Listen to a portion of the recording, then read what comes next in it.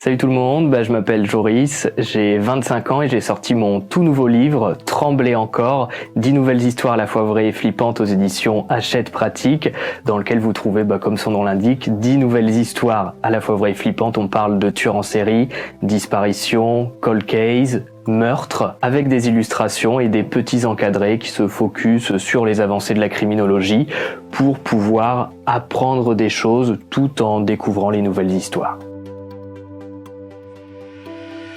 Alors c'est surtout le fait que chaque affaire va être différente. Aucune disparition, aucun meurtre, aucun tueur en série n'a vraiment de choses en commun, que ce soit au niveau de l'enfance, au niveau des faits, au niveau de l'enquête. Il y a toujours cette chose dans l'affaire qui va faire justement qu'elle est exceptionnelle entre guillemets et qu'on a envie d'en savoir plus à son propos. Alors c'est quelque chose qu'on apprend au fil du temps. Généralement, j'arrive en lisant un article sur une affaire à savoir s'il va y avoir assez d'informations pour la traiter dans le livre ou en vidéo. Je sais pas trop l'expliquer, mais c'est le genre de choses qu'on sent. Par exemple, si une affaire m'intéresse, je vais taper son nom dans Google. Si j'ai 70 pages de résultats qui ressortent, je vais savoir que je vais pouvoir la traiter, que je vais pouvoir en parler en détail. Tandis que malheureusement, il y a d'autres affaires qui ont jamais été vraiment publiées sur Internet et dont, pour le moment, on ne sait rien, quoi.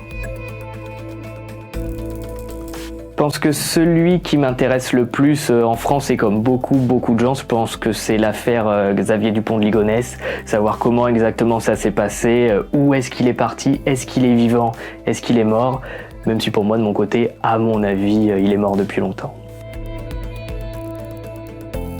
Généralement, c'est surtout quand je traite des affaires parlant d'enfants, de séquestration d'enfants. C'est toujours des histoires qui sont très difficiles à traiter et il faut respirer un grand coup après avoir terminé d'écrire. Je prends pour exemple l'affaire Sabine Dardenne avec Marc Dutroux qui a écrit un livre sur son calvaire. Quand vous arrivez à la fin du livre et que j'arrive à la fin de mon script, faut prendre une pause, un bon week-end parce que sinon vous avez la tête remplie d'images de la cave de Dutroux, c'est vraiment un enfer. Personne m'a réellement inspiré pour écrire le livre parce que j'ai voulu faire surtout un livre qui ressemble aux HVF que je fais sur Internet.